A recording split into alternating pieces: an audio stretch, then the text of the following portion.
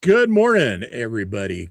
Good to be back in the studio here in the morning and the morning drive. JT here with you, Studio 10-4 live, the morning drive for Wednesday, July the 8th. And you know what? It to me right now, I don't know, man. My clock is accelerated. It just is time just keeps flying faster and faster. I swear it wasn't even, I don't know, a third of the way through the year, and we're halfway done, man. It's we got half of the we're hitting towards the fall swing, man. It's already coming up. I freaking can't believe it. I mean, football is already big time talk, which is good for a lot of sports guys because especially the ones that are NFL heavy, they didn't have a lot to talk about until now. And of course, college football's coming up, and a lot of fun stuff that starts to happen about this time of the year every year. Camps are opening, games are going to get played here any day. So NFL, no, the preseason stuff will be starting a little later, but college football starts kicking into gear. It seems earlier and earlier every year. And I'm okay wearing my Niners garb now because my Giants, man, heartache and more. We got a good show for you this morning. John Highley is back with us, and we had an article about John in the magazine just last month, a tribute to his dad, and that was put together by John and Kim Jaikes, if you don't know, John and Kim Jaikes, and John, of course. Topic of the article and his background, history, and story, and his bus. And right now, I'm going to bring in one of the big hands in that bus and my memory guy. Good morning, gentlemen. Good morning. Hey, what's up? How are you guys? Good. Hot. You got the air going, I hope, right? Yeah. Oh yeah, I got the air conditioning going in the truck, but it's quickly warming up outside. Yeah. Right now I'm at 67 degrees outside. Yeah, I don't know what we're at, but we're probably in the 80s already, upper 70s, lower 80s. But how much? But here's the weird 81. Thing for me. It's 81. You're 81, so I'm 68, but 60% humidity, which is nothing to you, I'm sure. But for me, that's a big deal. I mean, the relative humidity around here normally is in the 20s, 30s, maybe. It's just we got a little bit of weird weather going on, but it's warming up, and it'll get warmer today. But we're getting the traditional old school summer of the Southern Oregon, not the Central California Valley weather like has been happening for years here. And we haven't banged into the hundreds much, maybe a couple of days so far. But you guys are getting tortured. I bet you were probably part of the weather that happened in DC over the weekend. You guys probably felt a lot of that too, right? Oh yeah. It was 98, 99 degrees here, high humidity. Matter of fact, I went to Saturday, we had a big Veterans Memorial dedication in our town, and I went to it, and sadly, it was all outside, no shade. We had 250 of our veterans from Ashland County there. And unfortunately, we had a few of them go down with heat-related issues because it was baking Saturday. It was a killer here. Yeah, well, I got to see it from my view here on the other side of the country, and what I was looking at was starting out really good, and I can't wait to bring John in because he's a big Skinnerd fan. I wanted to see Skinnerd and Hagar, Big and Rich, and some others that they had in line there to play at the celebration, and those guys got scratched, unfortunately, because of the dang weather. And it was sad, but I'll tell you something. Our military band, they're no joke, man. I mean, those guys seized a moment and killed it. I mean, I think they did. What about you guys? Yeah, I mean, they, me from the historical aspect, and Matt too. We've seen some really great regimental string bands over the years, and brass bands for that matter, that are just absolutely amazing. And I'll tell you, when you get a true military band like that together. That's a brass band like that. It's unreal to see it in person. And thankfully, I've witnessed it a few times in my life. But it's really something, and it's a very patriotic experience. That, man, that just, if you don't like America, after that, I'm sorry, but yeah, I got to say, there was, in my opinion, and anybody can jump in and correct me otherwise, there was no politics at all involved in that show. It was strictly a celebration for America, about America, and its 250th birthday. And Mother Nature decided she didn't want to hear any rock and roll or anything that night, I guess. So I don't know what the deal is there. I will tell you, what's so interesting about that, and I don't know if you've heard the story or not, but did you know that up until Trump now, no bands were allowed to play on the National Mall? That was strictly prohibited and banned because the Beach Boys actually tried to do a 4th of July celebration there many years ago. And if people don't know this, the Beach Boys were actually so controversial, and it was such a wild party. After that, they decided there was to be no more concerts on the National Mall. So we have Trump to thank for allowing that again. And I guess the Beach Boys, of all things, ruined it for about 50, 60 years. So. No, I did not know that. I didn't know look it up, Matt. The Beach Boys ruined it for everybody. So. Well, I'll tell you, you know what? So the Beach Boys, I mean, there's Al Jardine. He's still around, living down in Big Sur. And Mike Love, I don't know where Mike lives, where his primary residence is at, but his residence in Tahoe is up for sale if anybody's interested. I think he's asking about $40 million. And it's quite the place. To think all that surf music paid for a place like that is just pretty freaking amazing. I'm telling you, because the place is unbelievable. I mean, it really is. But the Beach Boys, every time you turned around, there was an era where the Beach Boys were playing somewhere and on TV, playing it for everybody, for America. They were America's darling for a long time. I think only because of health related issues, they were unable to kind of be out and about and do it. I mean, look, they aged out. They were, surfer teenagers back in the 60s, and they were kind of, ahead of the curve then. So that was in 83, and it says that they said that they didn't want them playing there because rock bands attracted the undesirable element. Exactly. And of all people, like the Beach Boys, that was considered the rock band. And in 83 too, I laugh about that because I was like, man, I mean, in 83, there was a lot worse stuff out there than the Beach Boys, but hey. Well, here and funnier than that is here's, Reagan embracing, Springsteen, of course, which he didn't obviously listen to the lyrics of Born in the USA. So he thought it was, it felt good, sounded good, but he didn't really listen to it. And other bands along the way, Fleetwood Mac, Clinton was, he adopted Fleetwood Mac. I mean, look, Matt, what do you got? So it gets a little bit more interesting. So that was in 1983. Apparently, Nancy Reagan and Vice President George Bush at the time were fans, and they actually overturned it. Reagan did, and they did play the next year. There you go. There you go. There you go, Ronnie. Well, he is a California guy. I think there was a big public outcry over the whole deal. It says there was a bunch. So they did let them play that following year in 84, it says. Yeah.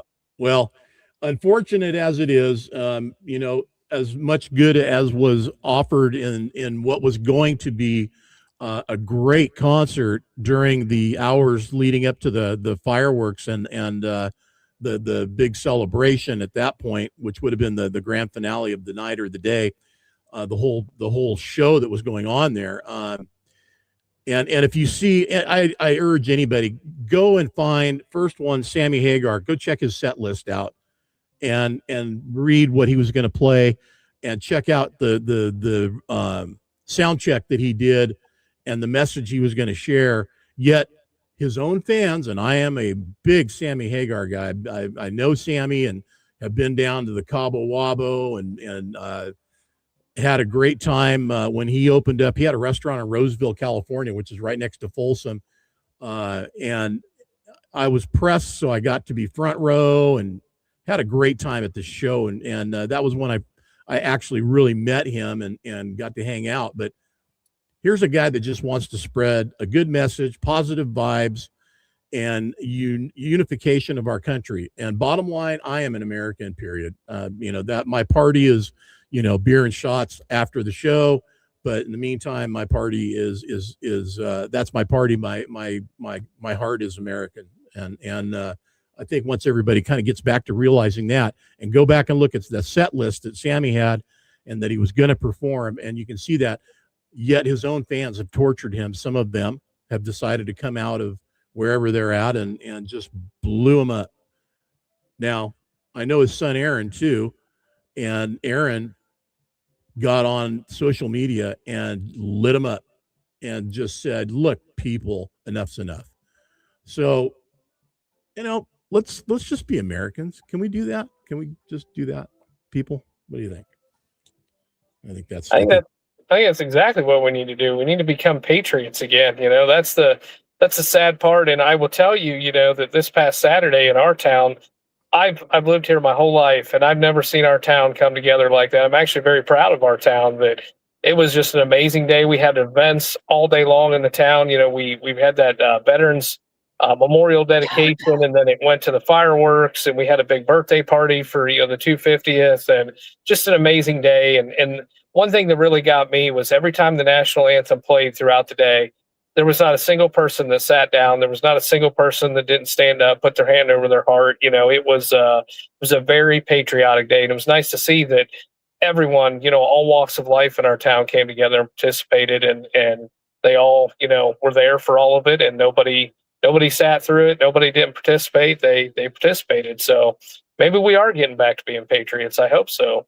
I think some of us are. I think a lot of us are. And in the coming weeks, I'm going to have some folks, different guests that are going to come into the show, whether the morning drive or the weekly update in the afternoon. And incidentally, today we did get our current cover folks together, some of them, so they will be on along with Dan the Man. Will be on, and we will have our. I'm hoping the two guys that have that truck that's on the cover somebody will be able to get through to them and reach them and get them in too. But we will have a cover show this afternoon. Look for the promo to be going up on that. Anyways, I'm going to be having some folks in that are I think our emotional side of what we see, feel, hear, and participate in has really been stirred and driven by the so-called social media content creators, influencers. Use those terms however you feel they apply to whoever you see out there. And when you think about it, small percentage of what's really going on in the world is happening in that window, but yet that window's huge and a lot of people see it. Does that make sense? Yeah, it does. I watched, of all things, America's Got Talent, the first couple of episodes of the new season. And they had a social media TikTok, a night, if you will. And they had some of these people come out who are these super big time TikTokers. One of the guys over 1 billion, views on his videos, and another one millions. And anyway, these huge, ridiculous numbers. They came out and did their thing on stage at America's Got Talent, and they got shot down, man. So, listen, I'm not knocking what's going on out there. Listen, I'm a big part of it too. And so, we're all in the mix in our way. We're not doing the 15-second thing. We're not doing the 30-second thing. And these guys were, and all of a sudden it became real. And they're like, but I've got, millions of views. I don't understand. And the judges are like, except for Howie Mandel, Howie stood by him and he was like, yeah, I get it. I love these guys, but so yeah, anyway, check it out. I would go and look and you kind of get a reality check when you see that. It puts things, I think, in perspective just a little bit to say, think about what you're seeing here and what's going on really behind the scenes there. Hey, John, to back up for a second, you were mentioning that you didn't think that there was any political, and of course everybody's going to complain. Did you guys watch his speech that Trump did? Yeah. So, apparently, I mean, that's the big hubbub right now. Is some people, they were talking to people, and everybody's back and forth. They were saying they didn't. Some people are trying to say it was. I don't see how it was, but I guess maybe I'm just, I don't know, talking about going against communism and stuff like that. I mean, that's been our story since 47. Yeah. I don't know. Check our history. Check our history. We are not. Anyway, listen, I'm going to bring John up and get him in on the stage. John Highley, how are you doing, buddy? Sorry to keep you in there. I bet you're comfortable, right? Yeah, it's you were talking about the temperature. It's 91 here. So we're off to a hot start already. And where are you at today? Missouri. Oh, okay. All right. And you're in the bus, obviously, huh? Yeah, I am. Yeah, I'm seeing it. So Brandon, you recognize from this view, you know where he's sitting, right? Oh, I know exactly where he's sitting. Trust me. We've had many evenings of cocktails in that general area. What? Yes, we have. No. You mean hydration? You were just getting hydrated, right? Yeah. I mean, that's what we do, right? That's right. I got to throw something in here talking about the 250th celebration. Please do. I remember 1976, the bicentennial. Me too. And I remember my parents taking me and my sister downtown St. Louis because the Freedom Train was coming through. And we got to go to, do you remember the Freedom Train that they ran in 76? I know you're talking about. I don't, but I 1776. I remember. Well, I remember the 200th anniversary. I do. Right. Yeah. I do. Yeah. And but the Freedom Train came through St. Louis, and they made a big deal out of it. And there's a place underneath the Gateway Arch where the train comes in through a tunnel, and then it's exposed for a little bit right in that area underneath the arch, and then it goes back into a tunnel again. So that was like the big viewpoint. Everybody gathered down there on, I want to say it's Lenore K. Sullivan Boulevard, underneath the arch grounds, and watched the Freedom Train come through. That at this 250th, I went back to the 200th, and of course 1976. I was I think I was 8th or 9th grade. I can't remember now, but my dad took his then wife, my stepmom, and her mom across country to go visit family and relatives. And I had a choice. They gave me a choice. Do you want to come? And I'm like, no. I didn't want to be cooped up in the car with these guys for, a cross country adventure. And back then, man, there was no social media. There was no visual about what was going on. So the only way I had any contact with my dad and what they were doing was if he called me and just to check in on me. That was, I'm not sorry I didn't go on that trip, but I do remember how much fun I had while he was gone. Well, the quick math, I would have been 11 years old. So 11. Yeah. See, John, how old are you, buddy? 61. I turned 61 in March. Okay. All right. I'm 64. And I think I was 8th grade or freshman year of high school. I think it may have been 8th grade. I don't know. Anyway, I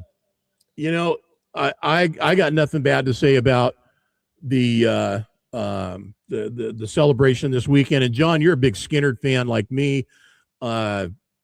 Unfortunate that those guys didn't get to play along with everybody else. That part of the show got shut off. I wish they'd all get back together, and maybe, Sammy can put it together for his birthday celebration he does every year down in Cabo, which comes up in October 13th. Well, the week of that date, they do 3 or 4 shows down there. Big and Rich, CeeLo was going to play, Skinnerd, Sammy. I don't know who else was involved. I think there was more, but man, I was so bummed when they canceled them, but I stuck it out and watched the whole thing to the end. So almost 40 minutes, I think, of fireworks. Does that sound about right? Yeah, I know my girl over at Production Trans Management, she had called me here a few weeks ago about actually being on tour with Skinnerd right now, but we were on this deal with the bus down in Alabama and Florida and stuff, so I had to pass on it. Yeah. Well, the closest, unfortunately, and look, it's just the point we're at in the world and our ages and theirs. The closest thing to any of original members is Ricky Medlock, and Yeah. nobody else in that lineup is from the original lineup or Right. a founding member. Yeah. Johnny Van Zant, he's as close to any of the blood that was there in the beginning, and that was his brother Ronnie. So, but everybody else, man, they're all gone. I wish they'd bring Artemis Pyle back in for drums, and then they could have an original member. But the rest of them, whether they died in the plane crash or just they've aged out and passed away, which the rest of them did, are gone. But man, what a show! You are on the road and you are out and about, and you had John and Kim. Did they come up to you to do the article? How did that take place? Well, I had met them over at the Kenworth show in Chillicothe, Ohio, but they had the big blowout over there, and we just got talking and everything. We became friends, and they've been kind of following along with the whole bus project. And Kim wanted to do a story on it, so that's what did the story in 10-4 magazine, and we've just become good friends. And on this last trip, we actually stopped by their house in Florida, and they came out and met us, and they jumped on the bus. One of the things we said we were going to do was have different people drive the bus and kind of see that experience of what it was like. And, they're both retired drivers now. And we had a blast with it because there's no tack in this bus. It doesn't shift like a truck does, as Brandon can well tell you. It's a very unique animal to drive. So we have a lot of fun. I don't remember reading what it was. What's its specs on it? It's a 1984 MC9 made by MCI Motor Coach Industries. It has a 6V92 TA 2-stroke Detroit in it with a 5-speed manual transmission. Oh, geez. Can it get out from under its own shadow, or how's it doing? Believe it or not, we took it to a guy down in Ohio. When I got it, it was 64 miles an hour, and then that was it. Right. And now you've been around trucks for a long time. You gotta drive it. You've got to get her. If you see a hill coming up, you got to get your foot down into it.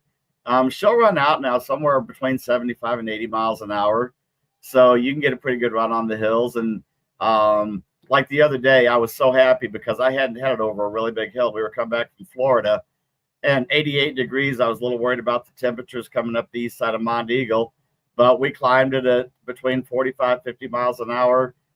Kept the RPMs up high on it. Temperature never got over 185 on it. So I actually called Brandon when I got back over the mountain. I'm like, man, I was so thrilled. I said, because I figured I was going to be one of those guys sitting halfway up the mountain on the side of the road with the idle kicked up, trying to get her to cool down. But no, she came right over the hill.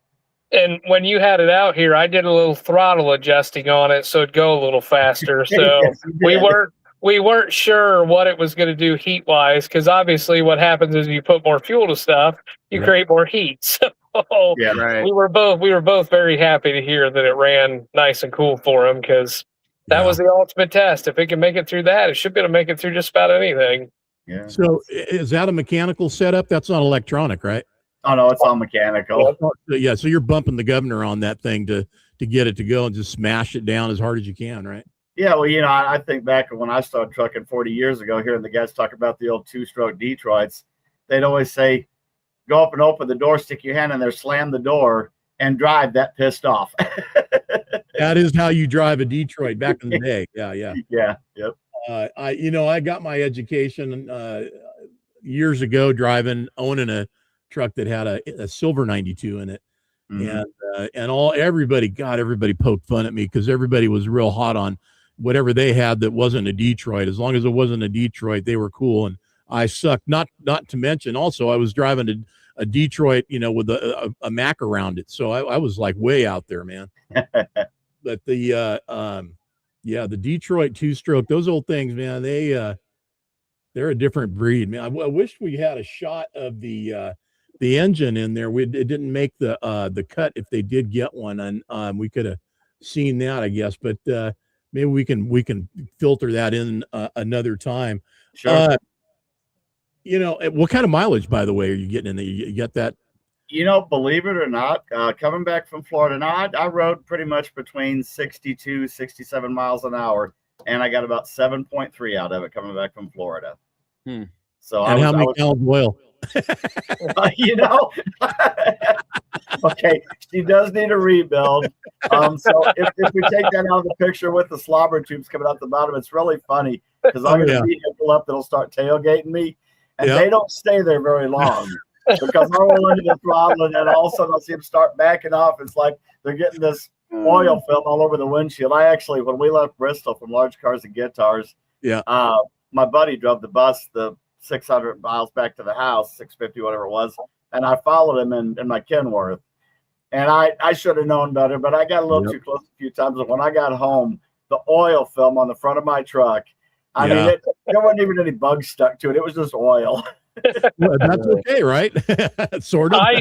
I was supposed to follow John down to Large Cars and Guitars in my semi, and we had it all planned out. Everything was going to work perfect, and then I ended up running into some issues, and it was raining, and John wanted to go, and I was like, "You just go ahead and go, buddy. I'm just going to let you go. I'll go down at my own pace." I went down the next day, and I got down there, and I was like, that was actually really smart, because by the time I got there, my truck would have just been black. It would have been. You know, I'll tell you what, man. Talk about all their, and John mentioned this earlier in the show. You know, everybody's jumping in and got what they call a podcast. Well, I don't do a podcast. You're not doing a podcast, by the way. You're doing a webcast or a podcast, as they call it. Dan, good morning. Got Dan Lynn's on the show this morning, listening in. The I don't know, the old time stuff like we're talking about, there's some shows I've been seeing them being advertised out there. Guys are like, we're going to sit around the fire and chew tobacco and spit, and we're going to talk, old trucks and stuff. And that's cool, man, because some of these old stories, they're just so hilarious compared to the way things are now. Oh my God. And it's a whole different world, just a whole, and we're not that old, man. I mean, we're really not the old timers here. We're just older than the new generation or the one behind us coming up. And some of them know about it. Some of them don't. And they get the benefit of listening to us talk about it. But, I mean, I love them old days, dude. I'll tell you, there was some good stuff going on back then. It was fun. And you got away with a lot of stuff because it was an experiment, a lot of it, it really was. Well, and I'll tell you, when we did this last little trip, and the relaxation that I get from driving the bus, it's like trucking years ago. Technology is advanced upon us, and you just take it because it's what happens. Things change. But man, when I get out in that bus, I get on these little 2-lane roads. There is a feeling that takes me back to 40 years ago when I first started doing this. There's no ELD, no logbook. I mean, we had logbooks back then, but they were almost a formality. It's something today's drivers will never understand. When I started doing this, we had a 55-mile-an-hour speed limit. Still had a national speed limit of 55, and you get pulled over for speeding on a regular basis. That's what we had. And the cop would walk up and say, "How's your logbook look?" "I'm a couple days behind." "Well, get it fixed up before you pull off the shoulder." And that was it. That was it. Every once in a while, you might find a hard nose that was wanting to scrutinize your book, but most of the time it was just catch it up before you leave, And to get out there in that bus and have that freedom again of now granted, I'm under no DOT regulations now, but just to be able to get out there and drive and have a big steering wheel in your hand. It's not trucking, but the whole bus thing takes me back to the early days with my dad, and I absolutely love it. I can't get enough of it. That's awesome to hear, man. Yeah, there's always got to be a dirty Lyle out there, right? Yeah.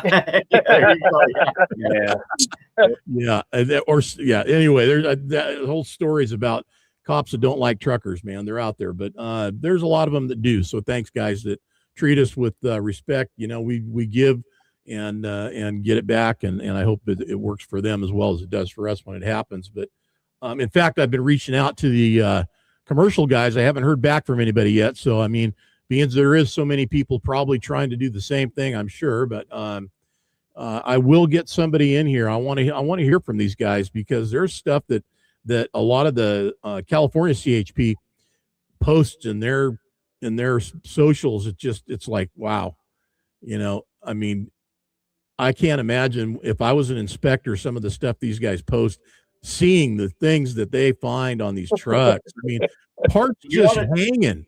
You ought to try to hook up with Ed Halterman down there at the Castaic Scales. He's a great guy. I mean, I know him. Shoot me his info. I'd love to connect with him. I reached out to, I thought I reached out to Wheeler Ridge, Castaic, you know, oh no, Castaic on the other side. So down on the north side of 5. Yeah. On the north side. Okay. Yeah. Yep. So that's Wheeler Ridge. Yeah. So that Castaic is on the other. Wheeler Ridge is the one down on the north side. You're right. No, you're right. You're right. Yeah. Yeah. North side. Okay. Yeah. Okay. Yeah. Castaic is just up there north of like Burbank, Hollywood area. Yep. Right.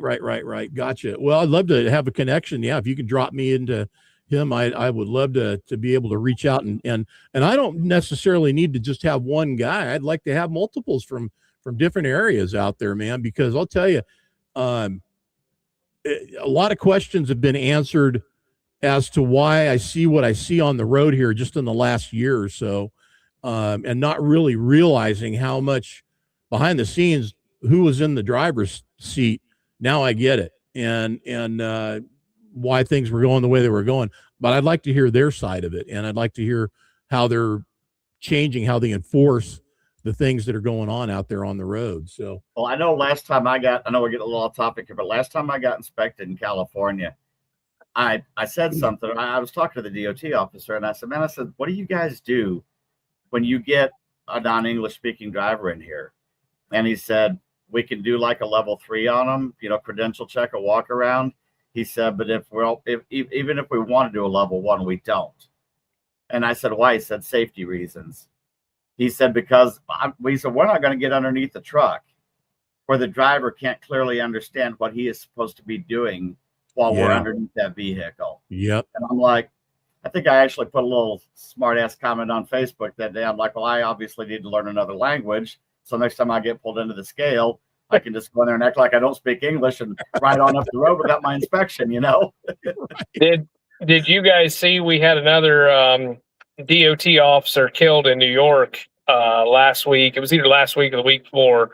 Another, you know, he was actually performing the inspection on a truck, and another I did see that. Yep. foreign driver hit him from behind. And Pennsylvania, I think, wasn't it? Oh yeah, Pennsylvania. Yeah, sorry, Pennsylvania. Yeah. Yep. Yeah, trooper in Pennsylvania. The problem still exists. It's still out there. It's still, you know, it's they can claim and tout all these numbers all they want, but go to a truck stop, it's still there, you know. Well, I'll tell you, you know, the truck stops are a whole nother story too. And thanks to John, we're going to have Jeff Swenson on here, and Jeff will be on the 15th. Now he's going to be on, I think we're going to have him on the weekly update, but Jeff has Line Haul Station, right, John? Correct. Yeah. Yes. Yeah. And he's bringing a whole new, God, I hate to say a whole new perspective. Part of it's new, but the spirit and tradition of what he's offering in a truck stop is the way it used to be. So I think, you know, having a property that caters to drivers' every need basically, and health and safety and quality of life is being put together by this guy. And we'll get to meet him, Jeff Swenson. He traveled. He flew into Lambert Airport along with another friend of mine, Rob Johnston, who is a Landstar agent out of Milwaukee area. And both of these guys flew into Lambert. We picked him up at the airport. We went down to the location of Jeff's shared use freight terminal down in West Memphis, Arkansas. And the place is going to be awesome, man. And to have a place in West Memphis where you can go in and be safe and secure, those aren't easy to find in West Memphis, you know? Yeah. And that's one of the reasons a lot of people question why he decided to put it there. And that's the exact reason. Yeah. Because West Memphis is a huge corridor. I mean, I-40, 55, everything right there. And a lot of freight comes out of the Memphis area. And so he decided for that for his first opening. And man, I'll tell you what, once they get that place up and running, it's going to be a very nice, comfortable, safe place to stop in West Memphis. I'll tell you, it's sad when I drive southbound and I get down to Reading and Corning and down in that area, and I look to my left as I'm southbound, and there's what used to be a truck stop, and it's just a ghost town now. Man, they gutted it, you know. Yep. And The driver in that accident was from Haiti. Yeah. Yeah. And undocumented. And he is being detained right now and going through all the proper necessary legal actions that should be happening to him. Massachusetts is who's issued his CDL to him. Yep, non-domicile CDL, right? Yep. Yeah. They actually showed a picture of it on the news the other day. Well, back to the bus, man. So, John, and listen, we got something else, a little bit of a story we're gonna break today with what John's doing besides driving the bus. He's writing he's got a digital log going. So otherwise known as a podcast, as everybody seems to want to call him. But right. We're gonna intro that here in a little bit. What was the motivation for doing this whole thing, man? Where were you at with this when you said, okay, I want to go cruise around in a bus and do what I'm doing here? Well, I had bought the bus just because I remembered riding with Dad, and a bus was the first thing Dad ever put behind the wheel of. We'd come back into St. Louis one night from Memphis. He dropped the people off the terminal, pulled over on North Broadway up there, and put me in the driver's seat and had me drive it. And I fell in love with it. But I knew I didn't want to be a bus driver because I saw how aggravated Dad used to be when he came home from work having to deal with people all the time. So I got into trucking, and here we're 40 years later. I get this crazy idea that I just want to drive a bus again. So I started scouring the country looking for one that was the right year. But one of my stipulations was the driver's compartment had to still be completely original. I didn't want something that had been butchered and modified. I didn't want one where they'd raised the roof on it or anything. I wanted that feel. And we stumbled upon this one over in Virginia, picked it up, brought it home, and that's kind of where the whole thing started at. I just had it sitting there, and a buddy of mine was down at the house one night, and he asked me, so what are you going to do with this? And I said, man, right now it's a grocery getter. I said, I literally take it to Walmart just so I can get the chance to drive it. And I said, but when I was 17 years old, I said, my sister bought me a book called Blue Highways. That was written by a college professor out of Missouri here. And he had just got tired of everything. He bought a 1975 Ford Econoline van and grabbed a Rand McNally and just took off doing the Blue Highways, the Rand McNally, the back roads. Just ran all over the whole country and wrote a book about what he did. Well, that book throughout my entire trucking career has kind of been an inspiration to the way I view trucking. I always try to make sure that I don't forget to see America. And it's very easy to do that, just running up and down the interstate all the time. A lot of the roads that I was running when I started trucking, man, they've been chopped up by highway bypasses and just fallen out of existence. And so my buddy's sitting down at the house, like I said, and he said, are you going to write a book and be like that guy? And I go, no, I'm not going to write a book. I said, but I would like to keep a journal maybe. And kind of, just in case everybody ever wants to see it. And he goes, man, you ought to do a podcast. And I'm like, yeah, that is not me. And he goes, no, it is you. He goes, because of the kind of trucking you do, hauling the concerts and all the specialized, museum exhibits and crazy stuff like that. He goes, a lot of people follow you because they find that interesting. Sure. And he said, if you get out and do this, he said, diversity. He said, talk about trucking. He said, man, he goes, you've been motorcycling all over the country for as long as you've been trucking. And I've literally been to every national park in the country on two wheels and ridden, oh God, probably a few 100,000 miles on motorcycles. And he goes, you got a lot to talk about. You should do this. So since the truck does have a little bit of a following with the Tony Justice on the back doors and everything, we're kind of like, well, we should probably paint the bus to match the truck and kind of tie that all together, So Gary Jones hooked me up with, I had met Brandon before, but we didn't really know each other. And Gary Jones has said, man, Carpenter Custom Trucks is who needs to paint your bus. So I got a hold of Brandon and we sat down and we started talking about ideas, and him and Cheyenne and the crew over there they worked a lot of late hours on this bus. They put in a lot of hours on it and did a phenomenal job. I had a vision and a dream, and and Brandon and Cheyenne and the crew over there, they made it come true, you know. So our goal here is to just stay out in the bus. Now I've got to mix it in with trucking because there's a money thing, you know. The bus isn't making any money. You mean diesel ain't free? Wait a minute, what? Do what? You mean diesel ain't free? Wait a minute, what? Well, it should be, but it's not. Well, I'm starting to think, as old as this is, I could probably put kerosene, but I think kerosene's more expensive than diesel now. So, aren't you collecting cooking oil on the way wherever you go, man? hanging on kitchen back doors. Hey, buddy, I'll clean your fryer. Well, there you go, there you go. But no, that's just, we want to get out with, and we're gonna stop in truck stops and have coffee time and talk to older generation drivers, newer generation drivers. Have some of them jump in the bus and drive it and talk about it was like I said, Kim and John both had a blast with it. My buddy Rob Johnston, he hadn't trucked since 1999, but he got behind the wheel. We have video of that on the podcast, and it was actually released last night. And today, I'm waiting on Spotify to finish their approval on it. It'll be on Spotify today. And then Trucker G, who has 4 Truckers by Truckers, he did my website design, and he's taking care of all the technical stuff because I have no idea how to do any of that. But once I get the RSS feedback from Spotify today, I'll give that to G, and then he'll have it up on there. But on the website, on the cominghome1965.com, if you scroll down to the bottom, it links to my Facebook, my TikTok, and my YouTube, and you can find the video on any of those right now. We'll need to get your resolution right on your show here. It's not letting us see all of it there, and I've got it on my end. It's set up 1080p, and we're still not getting all of it. But yeah, it's a little fine tuning on the way, and you'll get it worked out. No big deal. So a couple of things, man, that stood out.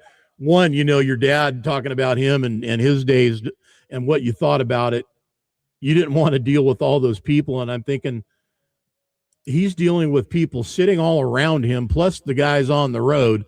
There's no way for him to run. There's no escape, man. He's captive. He's he's in the thick of it all day long. Oh yeah. And your analogy in the story, you know, about how bus driving was kind of like trucking, except freight loads and unloads itself, and being that it was people walking on and off the bus. Mm-hmm. Yeah, but the freight don't talk back to you or do stupid things that, you know, you have to deal with as a driver. I'm sure. I bet your dad would have had some stories. But you know, I've rode a bus cross country. I've done it, man, and it's a different deal. I'll tell you what. Not only that, the experience of it is. I thought it was cool. I mean, I got stories about that trip that I took all the way to. I went to Alabama from California, New Year's Day, and it was, oh man. Well, you know, and I've shared some stories with Brandon. My dad was an extremely smooth driver. I mean, the smoothest I've ever seen in my life. Yeah. And and he used to joke about that. He'd say, the faster I get those people to sleep back there, the less crap I got to deal with, you know. he just lull them to sleep with the drive. Well, that's good philosophy. That's a good way to be. Yeah. And he was the captain of his ship. He didn't put up with any grief from anybody. If you decided you were gonna get high or drink on the bus or anything, you'd find yourself on the side of the road because he'd put you out right there. Oh man, when I took that ride, I had a flask. I had a 25 auto I was packing. Yeah, dude, it was, yeah. Right. You know, it was a little different deal back then. Oh yeah.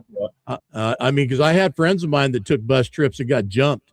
Now they put themselves in stupid places and had bad things done to them, but I made sure I didn't, you know, open myself up to anything bad. And if I did, I'd get out of it quick, you know, hopefully. But yeah, you know, it's a different deal. I honestly, if you've never gone cross country on a bus, and just for that little taste of Americana, I recommend somebody do it. See what happens, man. It could be. I don't know if I'd want to do it today, man. I don't know. It's a lot different. You know, when I was a kid riding with Dad, this was the era when people still actually like dressed up to travel. You know. Oh yeah.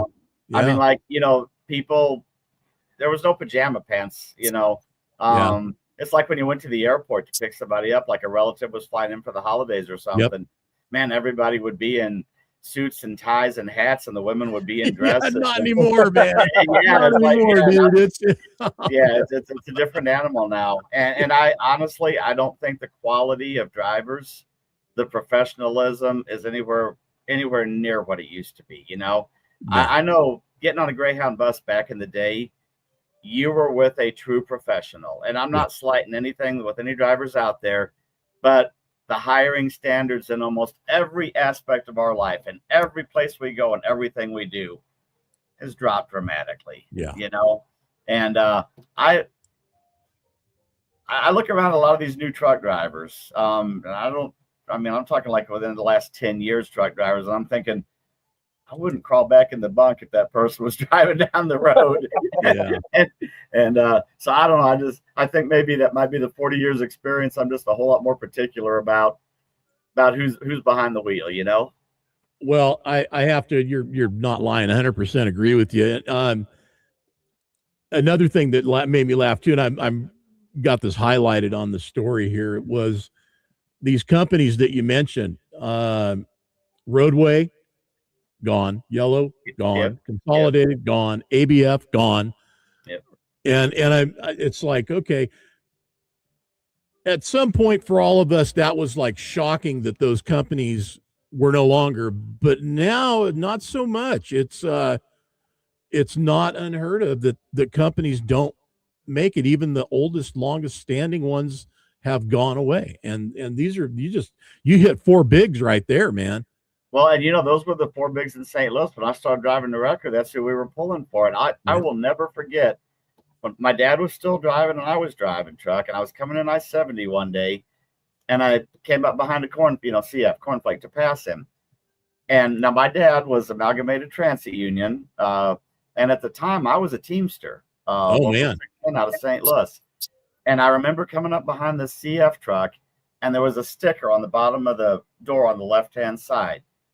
And it said Conway, a subsidiary of Consolidated Freightways. So it wasn't a CF truck. It was a Conway truck.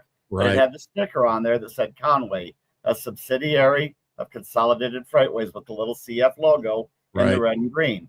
And I remember I got home that night and I go, Dad, I saw this on the back of a Conway truck today. What is that? And he goes, that, my son, is the end of Consolidated Freightways. Yep. He said the countdown has started. Yeah, he wasn't wrong. Yeah, they already opened up the drawer that they had with everything ready to go for that new company that was going to come in.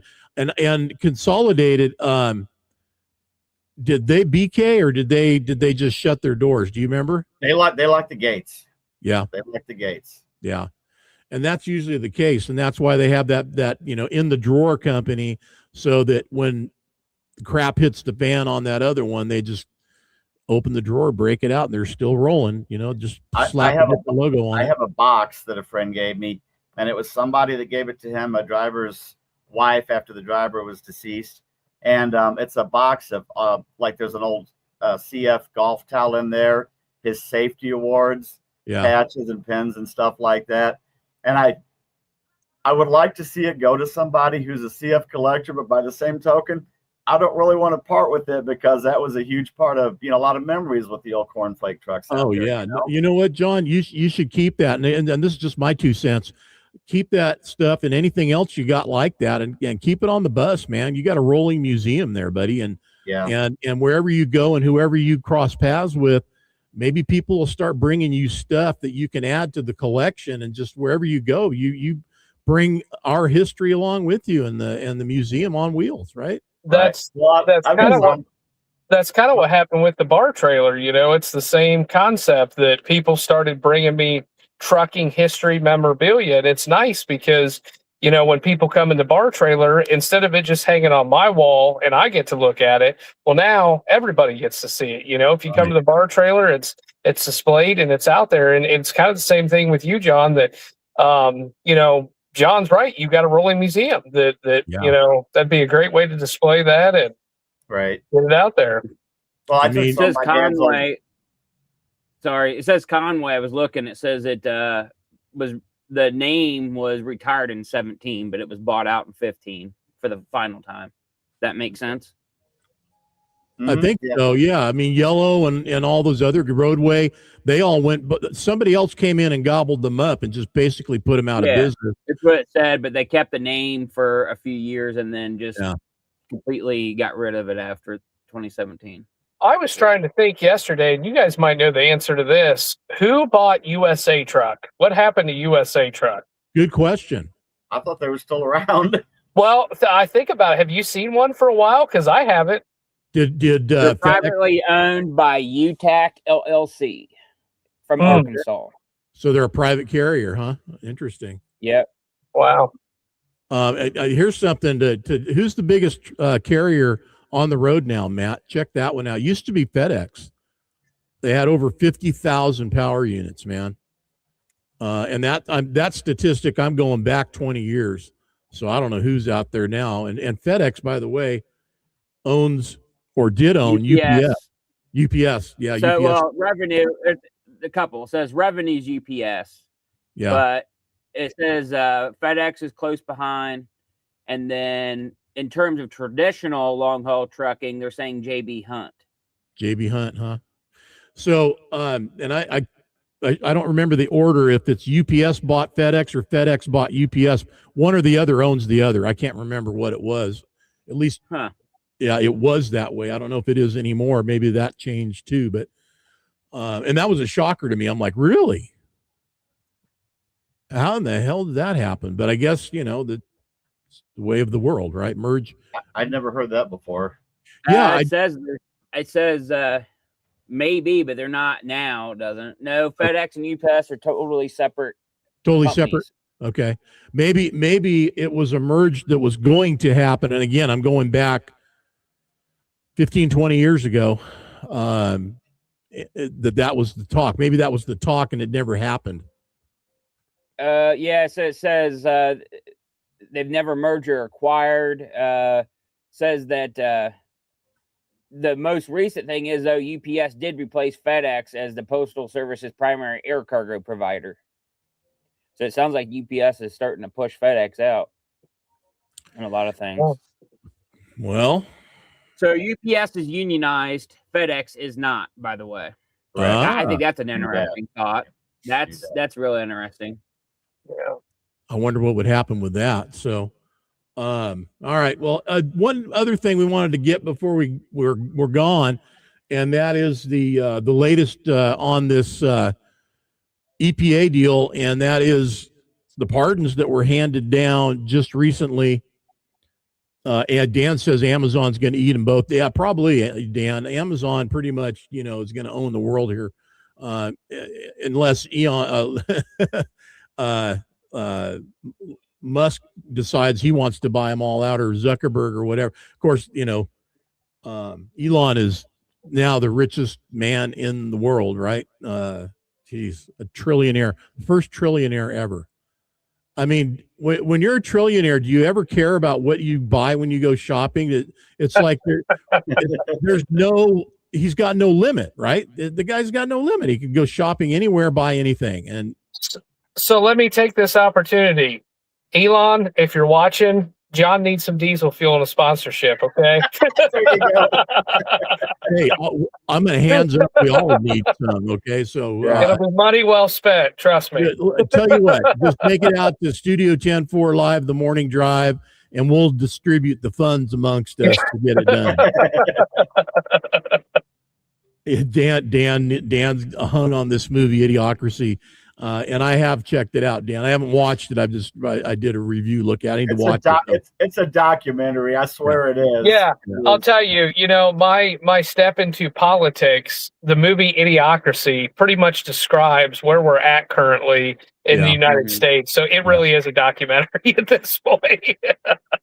I'll tell you, man, and I don't want to dive off onto this because I want to get this other thing covered, but I watched Guardians of the Galaxy, all three of them over the weekend, but I watched the third one last night, and there's so many little nuances in that thing. I wonder if Stan Lee did that on purpose, or it just coincidentally kind of combined itself with some real world events and the way things have gone in our lifetime and are going now. But it's interesting, and other movies out there have had those kind of little subtle undertones in them that you kind of go, wait a minute, really? Is what that movie is about, or is this real life, or wait a minute, I don't know. It's a little confusing at times, but let's talk about the pardons that got handed down. So I mean, these guys are getting, some of them, some big breaks, big help here from these presidential pardons, right? Absolutely. It seems like, and it's going to be interesting because, you brought this up, John, that, Fitzgerald went through this with the whole glider kit issue and all that. And Fitzgerald was kind of one of the first ones to, as I had said, get their fingers slammed in the door, almost right off the bat. And then these other folks came along later on, under the Biden administration. So now the question is, I don't know if the statute of limitations has run out on their case, but since these pardons happened, well, what about Fitzgerald? Do they get some kind of because I know there was hefty fines they had to pay out, and it's going to be interesting to see what happens. Some of this legislation that got passed might get overturned now, and some of these cases that were really setting case law at that time might get overturned as well. Look, I think that the laws that were brought in and mandated on all of us were ahead of where they need to be. And if they need to be there at all, I don't know. At this point, something maybe needed to be done to try to curb the emissions and the output of what was going on, to do it to the degree that it was done, and then take away, people's livelihood. No, definitely not. No, not a fan. No, I definitely say no to that. But these guys and the Diesel brothers, right? Yeah, Diesel brothers. Yep. Yeah, I mean, they were recipients of one of these pardons, and we've seen, and did we verify Diesel Freak was another one that got pardoned? I've got the names. There's only 6 right now. The other ones I don't think were related. I don't know. I think, yes, Diesel Freak was one of them. But what's interesting is what they did, what the Justice Department did was, on a couple of them, not only did they hit him with that, but they went after him for tax evasion and some other stuff. Oh, yeah. Too. Yeah, a whole myriad of anything and everything, right? Yeah. Like, okay, you had your finger in the fuel tank, so now you're done. Yeah, pretty much. I mean, Fitzgerald, I mean, I feel for these guys. I mean, talk about screwing up somebody's livelihood. That company was all about gliders and performance and tuning and doing what they were doing, and they did a great job, right? I mean, never heard any complaints.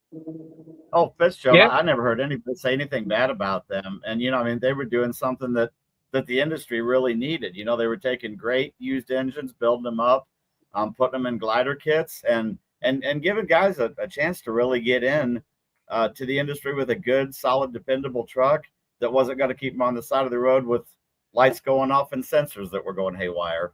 Well, it and an opportunity for another plan and how to get a truck, and especially if you really wanted to upgrade your standard of truck and how it was built. Sorry, PACCAR and others, but I mean, these guys would put a glider together in a way that the factory builds just didn't happen. I mean, they didn't. They'd go through and just upgrade everything, all the plumbing, all the wiring, everything was done, man. I mean, there's a company up in Coos Bay, Oregon, Custom Truck, that built some of the best looking looms and plumbing and electrical that I'd ever seen, and reman engines, and I mean, excellent product, and they're one of many that are out there doing that. But I don't know, man. I mean, look, there's stuff that we all have dovetailed in on, and myself included, social media being one of them, and it ever changing landscape, and unfortunately for some, that really it canceled their livelihood. So very unfortunate. I see we're at the top of the hour there. Brandon, how you doing on time, buddy? Yeah, I got to run here. As you know, I got a pretty busy schedule, so I got to run. But if you guys want to continue on, that's great. Keep the conversation going. I know John's got a lot to talk about with the bus, so Yep. glad to see you're on here. And I guess I'll catch everybody later. Yeah. All right. Have a good See you day. guys. We'll talk soon. Okay. Give me a ring Yep, either yep. tonight. Tonight would be good. Give me a call. Okay. Yep. All I'll right. give you a call. Yep. All right. Brandon Carpenter, everybody there, Carpenter Custom Trucks, and some other very cool things that he's up and into these days. So, yeah, let's close it out, John. I would love to be able to hang out with you on the bus sometime. You ever going to make it out this way, West Coast area, Oregon? We are eventually. We're right now we're working on some sponsorships. Till this thing gets its feet off the ground. I got one more thing that I want to throw in here if you got a second. Sure, let's go. A lot of people seem to think that this might turn into a very positive venture and be a money-making thing. And I made an executive decision on this here a couple months ago. And I said, I'm a very simple person. I'm fourth generation where I live at in the same property.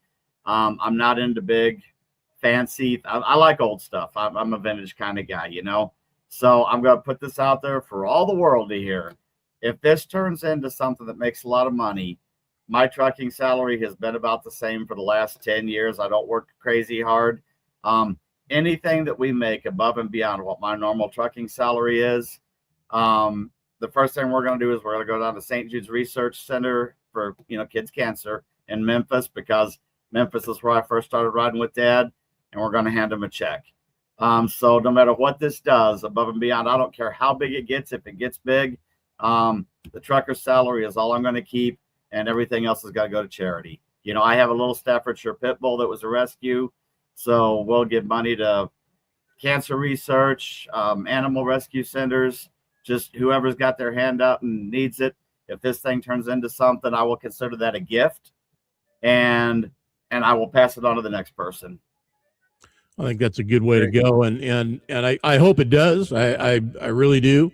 This is a very competitive market out there, so you've got something that's a little different and unique, and it's kind of in the spirit of the Madden Cruiser and some others that have been out there before That's you. Cool that that. That's cool, dude. Come on, yeah. No, I think that there might be some opportunities there, man, and make the connections. For those of us that are in the studio and don't get to be as mobile as you are, you might have something there. So I hope it does work out, and you're able to put that money out there the way you want to and how you need to, and of course be able to support yourself, man. We all need to be able to do that, right? Well, John, when this idea came about, it never had a thing to do with a dime. It was about, first it was just a crazy whim, then it became a dream, and then it became a passion. Once I was able to get out and drive the bus a little bit, it just fired me up on the inside. It's like, man, I just want to do this more and more and more. And hopefully we'll get some sponsors on board that'll see a benefit and maybe advertising with us and get us out there where we can stay out more and more in the bus and get this built up into something that everybody can enjoy, because we have some really, really cool plans. And one of the things we're going to do on this is we are going to visit places, tourist attractions that are actually truck friendly that a lot of guys don't know about. And we'll put it up on the website about their hours of operation, how to get in there with a tractor trailer. And, because my Kenworth's 346 wheelbase with a 53-foot trailer. I can drive in there in the bus and I can get in here. Yep. And if I can get in there, then pretty much just about anybody should. So we're going to check these places out and get it out to drivers. So when you're out there and you're stuck on a 34 or hung out because of that goofy ELD or something, get a little time. Maybe you might want to go visit some places, and get to see a little bit of the country that you just drive by all the time. You need to get a little mini kegerator in that thing, man. I'm not going to say there's not a good bourbon selection stored in here. Oh yeah. That brings me to another thing. Tequila and Coke. No, that's just not how it's done. God dang, I ran out of bourbon the other night, but I already had too much in me to go to the liquor store, so we had to switch over to tequila and Coke. Oh, no. Just drink it straight, please. God, don't ever do that. Holy crap. You believe it or not, it really wasn't bad. No. Little bit of lime in there. It wasn't bad. Or maybe I'd already had enough bourbon just to think that it was okay. I think at that point, yeah, that's where it was. Okay, what tequila? What was the label on the tequila? Do you remember? It was Cuervo Gold. Oh my God. Okay. All right. You're done. That's it. That's it. Oh, all right. Well, listen, John, it's always fun talking to you. I'm looking forward to having Jeff on the show coming up in a week or so and talking about what he's doing and how that's all going to work out. Best of luck to you. I want you to come out this way. And when you do, please, let's get ahead of it so that we can make something happen. Do you know, if you come out to Oregon, do you know where you're going to kind of go around here? What you're doing? Do you know? Well, we don't really have a plan yet, but I'll tell you what, if this comes together and we start getting some sponsorships on board that want to see the bus running up and down the road every day, I will get a hold of you. We'll have you jump on for a few days. Yeah. And ride with us and let you pick a cool destination, man. We can either go out to the coast or we can go down into California or go out across through Sisters or whatever, you know. I've got some ideas that I'd like to put in play with you. So let's talk offline and see if we can make it happen, because I think it'd be a cool combination of what I already had planned to incorporate the bus in on it and make it kind of just that much better. So cool. I think so. Man, there was something else I had there a minute ago and now it's gone. Anyway. remember that whole 60 thing we were talking about? Yeah. That's when all that starts kicking in, John. It is, man. The thing I like best about it is I can watch the same movie over and over again. It's still awesome. So yeah. Hey, I'm just getting to the point now. Whenever I screw something up, I just blame it on the age, you know. That's good enough. Everybody, be sure and tune in this afternoon. Like I said, we're going to have our cover feature show. We are going to have some of the principals that were involved on that cover feature photo shoot and story. I have Mark Harder going to be coming in, and Sonia, I believe, if I'm pronouncing, or Sonia, I'm not sure on that pronunciation, but she's French. Called me this morning. We talked. I tell you what, man, I didn't have any trouble understanding, or I didn't hear any accent really. So maybe there was like a interpreter on the phone line there. I don't know, but it worked great. So looking forward, and Dan will be on as well. That's 5:00 Pacific time. All the folks watching on the playback, when you guys get a chance to see this, appreciate you watching, share it. Everybody that tuned in, thanks. Appreciate you guys for tuning in. Oh, Kim, there's Kim. Kim got in just now. So howdy, Kim. She must be on break from her day job, right? Yep, probably so. Good luck to you though, John, man. I dig what you're doing, and oh, I know what it was. Do me a solid, man. Yeah. Vodcast. Remember that. Vodcast. Okay. VOD. Podcast. Do you want me to tell you the difference? I do, and I'm going to write it down. So podcast is audio only. Oh, okay. Podcast is video cast. Okay, just like VOD. VOD, yeah. Vodcast. Right. Yeah, that's right. And we call ourselves a webcast because it's just easier for everybody to, discern what it's all about. Kim says she's got to work till 3. Well, Kim, you can watch the playback anytime you want, and we love that you came on this morning. Yeah, be one of the the guys that keeps our industry straight, man. Yeah, it's a vodcast, but great idea, great concept. Love the bus, good story. Kim and John did a good, solid deal there for you, and got your Kenworth shirt on today, so everybody doesn't get too confused on what's going on there, but. And you're still trucking, right? I mean, yeah. In fact, I got to go out and put a relay valve on the trailer, and we're probably heading out tonight. We've got to pick up a show in Philadelphia on the 20th and go out to Vegas with that. And so yeah, I've still got some trucking to do. I'm not done yet. Who you hauling? Can you say? Nope.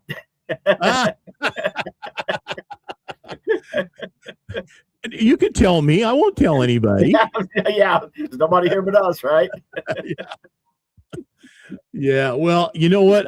That's another thing. I did put a call out last week to all the guys like you, if they'd like to and get on and talk about it. I think that would be great. I'd love to have some, apparently it would have to be people that are out of it. But the music industry, the race industry, all of those different, kind of really privatized, caterized, kind of specialized carriers that are doing that are hauling entertainment of some sort around the country. I'd love to get those guys on and talk about what it's like out on the road to be a part of that, Right. NHRA, NASCAR, you name it, any of them out there. I'd love to talk to them, man. But I probably like you probably signed a confidentiality agreement just to get the job, right? Did you or no? Yeah.